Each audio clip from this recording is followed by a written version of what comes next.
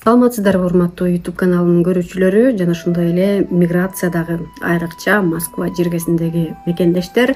Өзүм дагы миграцияда болгондуктан Москва жергесинде биздин мекендештер үчүн эң актуалдуу болуп жаткан Амина тиркемеси тууралуу өзүм билгендерими кеңири баяндап берейин дедим. Амина тиркемеси Россия жергесиндеги Москва шаары жана Москва облусундагы эмгек мигранттары үчүн эксперименттик негизде киргизилген жаңы тиркеме болуп эсептелет. Эгер Москвада жакшы иштеп кетсе, кийинки жылдары Россиянын башка облустарына дагы жайылтылат деген маалымат бар.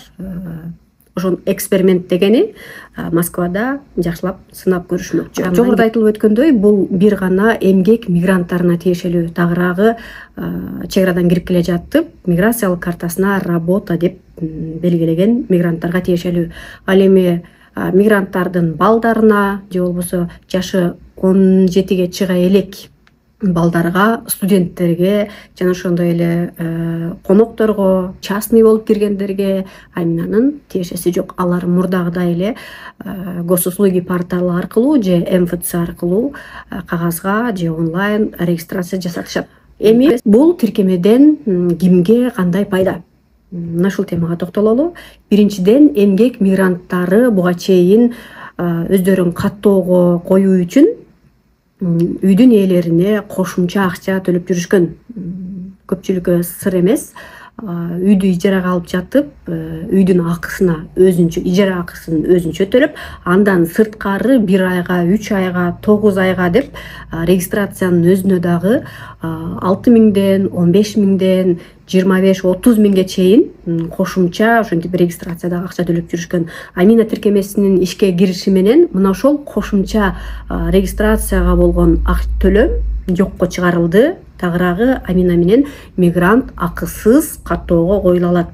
Ошол сатылып алынган регистрация дагы көп учурда МВДнын базасында жок. Тагыраагы жөн эле кагазга окшоштурулуп эле жазылган документ болуп, деги эле документ эмес, жөн эле бир кагаз болуп, полиция текшерген учурда көп мекендештерибиз штрафка жыгылышкан. Деги эле биздин мекендештер Москвага келгенде биринчи регистрацияны кимден сатып алам деп ойлойт. Андан кийин акчасын алып ошону менен жок болуп кеткендер көп.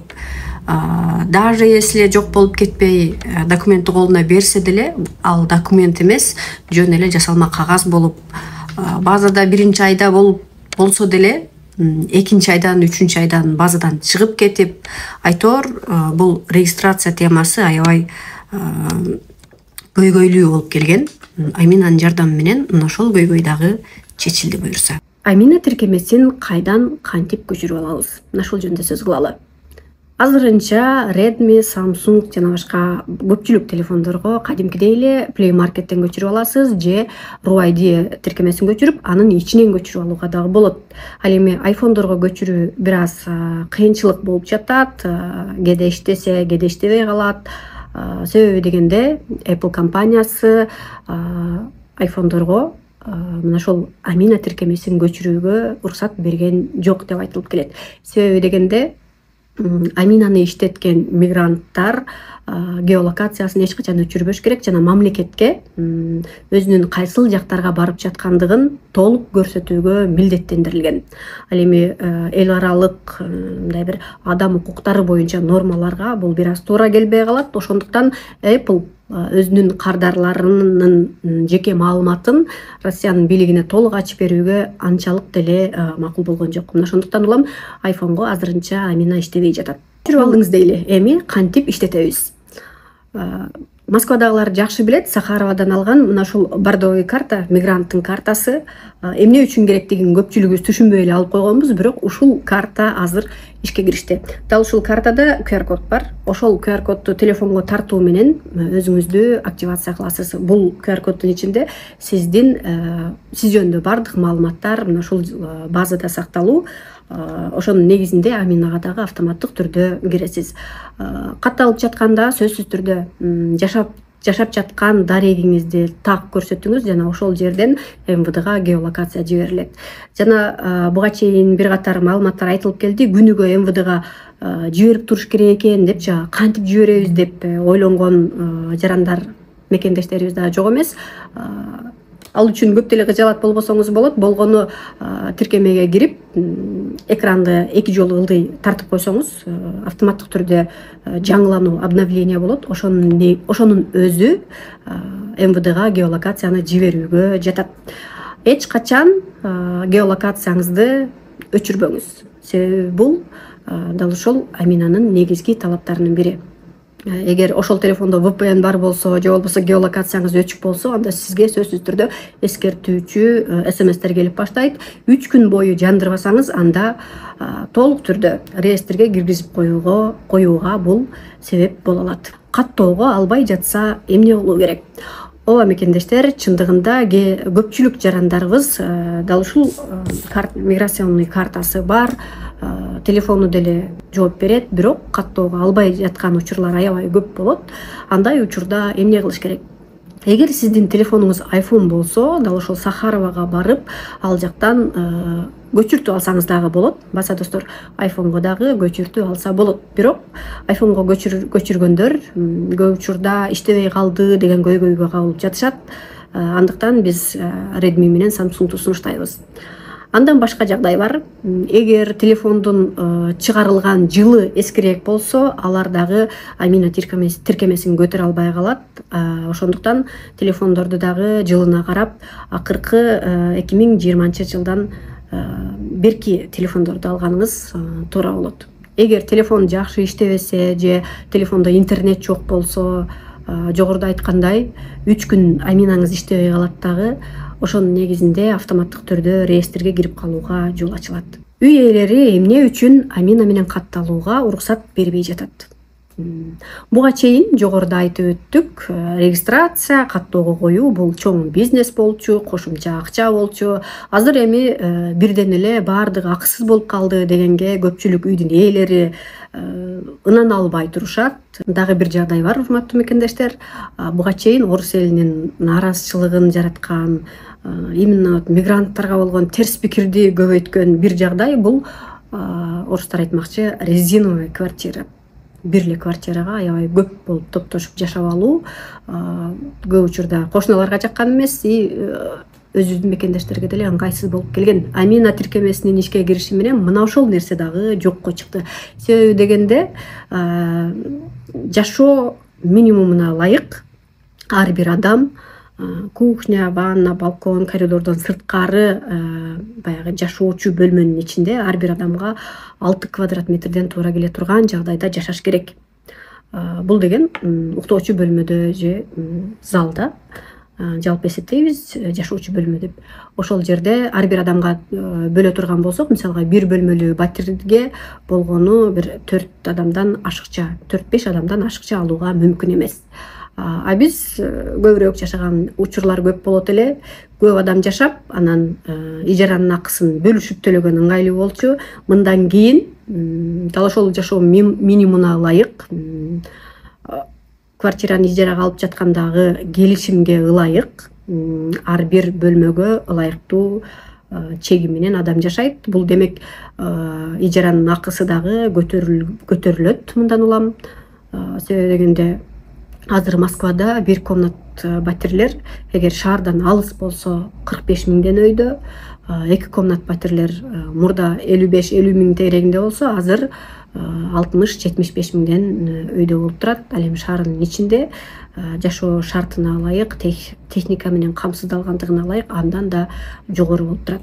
Эми мына ошол сумманы бөлүп төлөп келгенде албетте ижаранын баасы мурдага караганда көтөрүлөт. Бул нерсени туура түшүнүшүбүз керек. Амина үчүн кошумча акча төлөш керекпи? Мына ушул суроо биздин мекендештер арасында аябай актуалдуу, кызуу талкуу жаратып жатат. Чын-чынына келгенде нааразычылыктар дагы аябай көп. Жогоруда бир аз айтып өттүм. Амина үчүн акча талап кылуу бул мыйзамсыз жана чындап эле акылга дагы сыйбай турган жагдай. Бирок жогоруда айтып өткөн шарттарды ошол мындай айтканда квартиранттарга дагы туура түшүндүрүш керек. Эгер квартиранын баасы кымбаттаса же болбосо адамдар азайгандыгына байланыштуу мурда 10 миң төлөп жүргөн, мурда бир бөлмөдө жашаган 3 адамдан 10 миңден алып келсе, бир бөлмөгө 2 адамды калтырып, экөөнү 15 миңден бөлүп коюшка туура келет. Ошол себептен квартиранын баасы кымбаттайт, бирок Аминага деп кошумча акча талап кылуу бул чындап эле мыйзамсыз жана акылга дагы сыйбайт.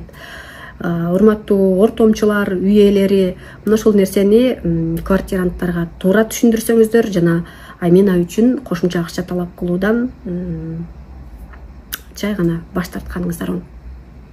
Амина менен реестрге түшүп каламбы же болбосо Аминаны көчүрдүм эле реестрге түшүп калдым деген мекендештер дагы көп. Эмне себептен болушу мүмкүн? Амина приложениясын көчүрбөсөңүз, Сахаровага барып дактилоскопиядан өтпөсөңүз, же болбосо башка дагы документтериңиз жок болсо, жөн эле мындай бир орустар айтып коет го, зайчик болуп эле ал жакта бул жакта качып эле жүргөн болсоңуз, анда чындап эле сиз буга чейин баягы порталда же кандайдыр мыйзам талаасында көрүнгөн жоксуз да.